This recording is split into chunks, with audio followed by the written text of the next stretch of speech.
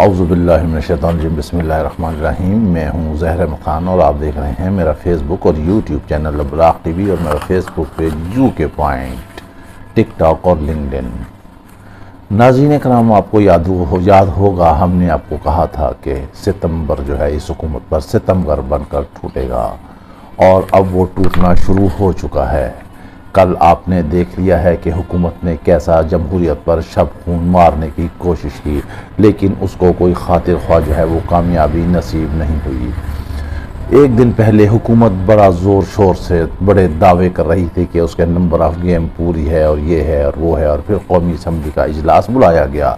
कौमी असम्बली का इजलास जब बुलाया गया तो उसका एजेंडा जारी किया गया। उसके एजेंडे में जो है कोई बिल ऐसा पेश नहीं किया गया, लेकिन हम अपने कुछ दोस्तों और सहाफ़ियों के साथ बैठे थे। हमने कहा था कि देखेंगे कल जो है हुकूमत गेम करेगी, क्योंकि आपको याद होगा इमरान खान के साथ भी छुट्टी कही के रोज़ ये गेम डाली गई थी। सारा हफ्ता इतवार आपको अच्छी तरह याद होगा, जब इमरान खान सिर्फ एक डायरी लेकर वहाँ से निकल गया था और उसने कहा था कि मैं वज़ीर आज़म हाउस के अंदर तो कुछ नहीं, लेकिन वज़ीर आज़म हाउस के बाहर बहुत खतरनाक साबित होऊंगा।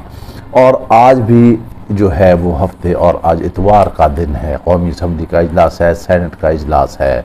बहुत हुकूमत फुर्तियाँ दिखा रही थी, लेकिन ऐन मौके पर ज़बरदस्त सुप्रीम कोर्ट ने एक फ़ैसला दिया मखसूस नशिस्तों के हवाले से, और वहीं से हुकूमत का धुआं निकल गया, क्योंकि 41 मेंबर थे जो कि थे PTI के, और उन्होंने वाज़े तौर पर कह दिया कि वो PTI के हैं। अब ये जो आइनी तरमीम लाना चाह रहे हैं, इस आइनी तरमीम के अंदर आखिर इशू क्या है? मौलाना फजल रहमान इतनी अहमियत क्यों हासिल कर रहे हैं? PTI की क्या नाअहली है, क्या वजह है?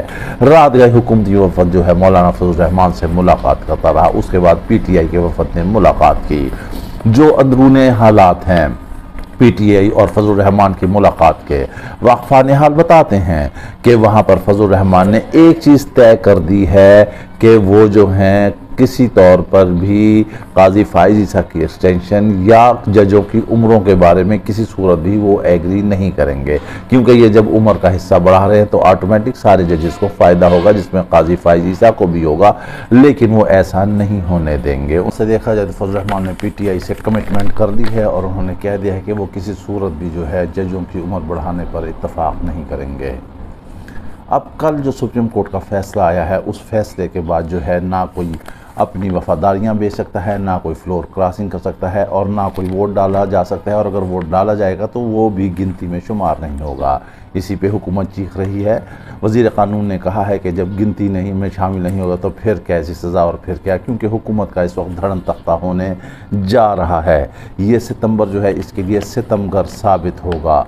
अब जो सुप्रीम कोर्ट का फ़ैसला है उस एतबार से देखा जाए तो वो फ़ैसला जो है सूबाई और कौमी असम्बलियों पर सब पर जो है वो लागू होता है। इस लिहाज से इलेक्टोरल कॉलेज जो है वो भी जो है मुतासिर होता हुआ नज़र आ रहा है। क्या अब ये सवाल यहाँ ये पैदा होता है, क्या ये ऐवान गैर कानूनी हो गया है?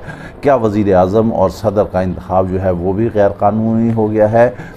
अगर यहाँ पर ऐसे मामला चलते हैं और हुकूमत कोई आइनी तरमीम करती है, अव्वल तो अब सवाल ही नहीं पैदा होता इससे पहले पोजीशन क्या थी, सुप्रीम कोर्ट का फैसला आने से पहले पोजीशन क्या थी, क्योंकि मौलाना फजल रहमान के बाद जो है के बगैर जो 2/3 अक्सरियत मुमकिन नहीं थी। अगर कौमी असम्बली की बात की जाए तो पाकिस्तान मुस्लिम लीग नून के पास 111 और पीपल्स पार्टी के पास 68, MQM के पास 22, काफ के पास 5, इस्तेहकाम पाकिस्तान पार्टी के पास 4 अरकान थे। बलूचिस्तान अवामी पार्टी, नेशनल पार्टी और PML ज़िया के पास 1 नशिस्त थी। लेकिन अब तो फैसला आने के बाद सूरत हाल ही मुख्तलिफ हो गई है और PTI एक बड़ी जमात के तौर पर उभर कर सामने आ चुकी हैं। अब यूं जो है इस फैसले से कब जो है मिलाकर हुकूमत इत्तेहाद का 213 नंबर बनता था, जबकि ऐवान में 2/3 अक्सरियत 224 अरकान दरकार हैं। अब 224 अरकान जो हैं उसमें कुछ ऐसे अरकान जो हैं जो कहा जा रहा है कि बैनुस्सतूर जो है उन्होंने हुकूमत से कमिटमेंट कर ली है। PTI के 2 अरकान तो बाहर है, एक आ चुके हैं। उन्होंने कह दिया है कि उन्होंने कहा था कि इसने हल्फनामा जमा करा दिया है, वो PTI का है, वो कह रहे हैं कि वो हमारे पास अरकान आ चुका है। अब रुकन आ चुका है। अब असल मसला क्या है, अब पीटीआई की जो नाअहली वो ये है कि हाई जो इस्लामाबाद के 3 मेंबरान थे जिनके बारे में रिट पिटीशन दायर की गई थी और अदालत फैसला देने जा रही थी कि इन तीनों सीटों के बारे में वो 10-12 दिन में फैसला दे देगी, लेकिन पीटीआई ने इस जानिब कोई कदम नहीं उठाया और फिर हुआ ऐसे कि वो तीनों सीटें जो हैं इनसे छीन ली गईं। ये 3 सीटें पीटीआई की अपनी नाअहली की वजह से ही इनके पास से गई हैं। अब आप ये देखें, अगर वो 3 सीटें इनके पास होती और भी इसी तरह से 2 से 3 सीटें और हैं वो होती, तो ये जो है मुस्लिम लीग नून की हुकूमत ये कभी सोच ही नहीं सकती थी कि आईनी तरमीम होगी या नहीं होगी। ये उसके पास भी नहीं पटक सकते थे और ना ही मौलाना फजल रहमान के दर की इतनी यात्रा करना पड़ती। अब जो मौलाना फजल रहमान हैं वो भी जो हैं अभी तक उन्होंने दरमियान का रास्ता इख्तियार किया है। वो इन्हें भी राज़ी करना चाहते हैं, वो इन्हें भी राज़ी करना चाहते हैं।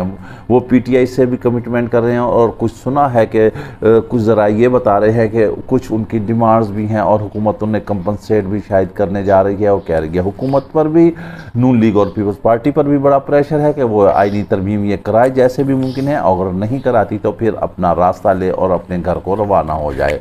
अब ये हुकूमत के लिए भी जीने मरने का मुकाम है। अब अगर ये करते हैं, आज इतवार का दिन है, आप याद रखिएगा, ये गेम डालते ही छुट्टी के दिन है। अगर ये आईनी तरमीम ले भी आती हैं और कुछ कर भी लेते हैं और आईनी तरमीम जो है फिर सुप्रीम कोर्ट में जो है वो चैलेंज भी होगी और ये वहाँ से फिर फारिग हो जाएगी। इसलिए इस हुकूमत के हाथ कुछ भी नहीं आने वाला है। ये चाहे जो मर्जी करें, रात दिन एक कर लें, तगो दो कर लें, जैसे भी कर लें, ना इनकी तादाद पूरी होनी है ना कुछ होना है। गो के पाकिस्तान तहरीक इंसाफ की कुछ कमज़ोरियाँ थीं, लेकिन इसके बावजूद भी जो है मामलात अभी तक पाकिस्तान तहरीक इंसाफ के ही हाथ में हैं। उनकी भी फजल रहमान से मुलाकातें हो रही हैं और फजल रहमान ने उन्हें कह दिया है कि वो जजेस की उम्र के बारे में किसी सूरत भी कमिट नहीं करेंगे। जो अभी तक आईनी मुसवदा है वो फजल रहमान को नहीं दिया गया। फजल रहमान ने कहा था कि ये आईनी मुसवदा जो है ना, ये हमें जो है वो आप रात तक दे दें ताकि हम अपने वकला और अपने आईनी माहिरीन से इसके बारे में मशवरा करें। लेकिन फजल रहमान को ज़ुबानी और कलामी ब्रीफिंग दी गई है, उन्हें मुसवदा नहीं दिया गया है कि उसमें क्या क्या शक़ें हैं और क्या क्या वो तब्दीली चाहते हैं। यहाँ पर पीटीआई ने एक और तुरफ का पत्ता खेला है।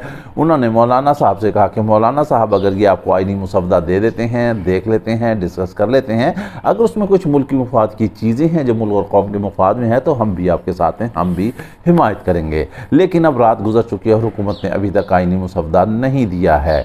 इधर से जो काजी फाइज ईसा जो हैं, जो इस वक्त मौजूदा चीफ जस्टिस हैं, वो उनका भी फैसला मौजूद है और उन्होंने कह दिया है कि आइन सबसे सुप्रीम है, सबसे सुप्रीम है।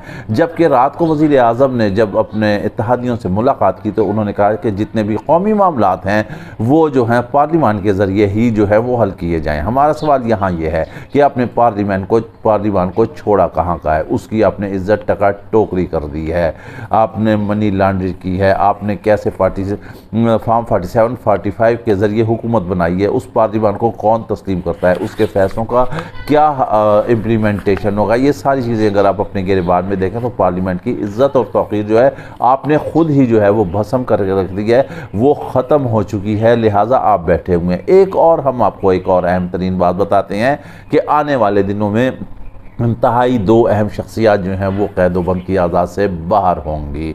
कप्तान का तो हम आपको बता ही चुके हैं। अब देखें, ये कोई बात है कि उसका एक्स पर अगर कोई ट्वीट हो गई है, हुकूमत लेकर उसे लगी हुई है, उस पर मुकदमा बना लिया है, उसकी तफ्तीश हो रही है, एक बंदा जेल के अंदर है, उसके पास कोई एक्सेस नहीं है, कहीं बाहर से उसका अकाउंट कोई भी जो भी है ऑपरेट हो रहा है, तो वो उस पर मुकदमा चल रहा है कि अब ये होगा। आईनी माहिरीन ये कहते हैं कि ये जो है इसमें तो ज़मानत भी मांगना भी जो है वो भी एक अजीब सी एक मुज़क्का खेज़ सी बात है। ये केस तो वैसे ही उड़ जाएगा। मतलब इस तरह के छोटे मोटे केस और इस तरह की मुज़क्का खेज़ हरकतें जो हैं वो हुकूमत कर रही है क्योंकि हुकूमत जो है बावली हो चुकी है और उसको समझ नहीं आ रहा कि वो क्या करे। उसे कोई मफर का रास्ता भी इख्तियार नहीं नज़र आ रहा। वो अपनी हुकूमत भी नहीं बचा सकती। वो ऐवान भी गैर आइनी गैर कानूनी कर दिया, इलेक्टोरल कॉलेज भी गैर आइनी गैर कानूनी होता हुआ नज़र आ रहा है। सदर वज़ीर आज़म का इंतखाब भी मामला जो हैं वो गड़बड़ नज़र आ रहे हैं।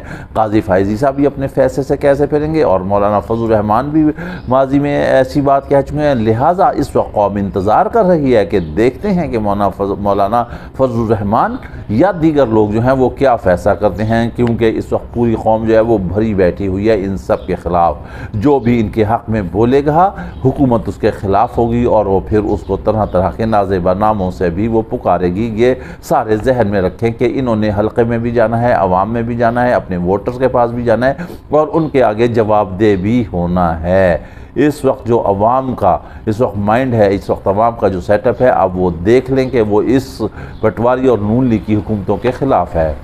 अब चलते चलते अहम तरीन खबर हम आपको ये बता देते हैं कि पीपल्स पार्टी जो है एक हद तक नून लीग के साथ जाएगी। ये आप आज का बात हमारा नोट करके रखें, आप कहीं वीला को आपको रिकॉर्ड रखें। आज इतवार का दिन है, ये सितंबर है, ये सितमगर है। वो एक हद तक जाएगी और एक हद के बाद वो भी हट जाएगी और उसके बाद नून लीग जो है वो तनहा रह जाएगी। और आने वाले दिनों में एक इंतहाई अहम तरीन फैसला होने जा रहा है, बहुत बड़ा इक़दाम होगा और इसके इत्तेहादी जो है नून लीग को छोड़कर खुद खुद ही अलग हो जाएंगे, तीतर बटेर हो जाएंगे। कोई कहीं होगा, कोई कहीं होगा। ये हुकूमत तनहा खड़ी होगी, इससे हुकूमत संभाली जाएगी और आखिर में क्या होगा, इसका धड़म तख्ता होगा। ये चाहे जितनी मर्जी कर लें, आईनी तरमीमें ले आएँ, जो मर्जी कर लें, मुकदमात बना लें, उसको अंदर रख लें, कप्तान को अंदर रख लें, उसके ख़िलाफ़ जो मुकदमात बनाने हैं वो कर लें, जो ट्रायल करने हैं वो कर लें, जो तफ्तीश करनी है वो कर लें।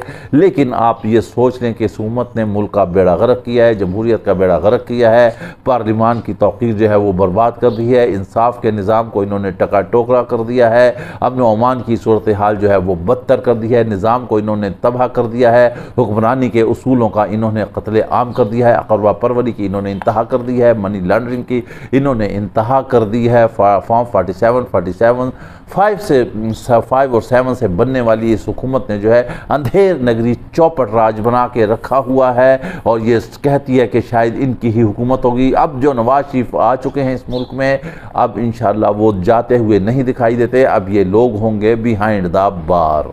इसके साथ ही आप हमें इजाज़त दीजिए, अपना ख्याल रखिएगा। वीलॉग पसंद आए तो लाजमी लाइक और शेयर कीजिएगा। अल्लाह हाफिज़।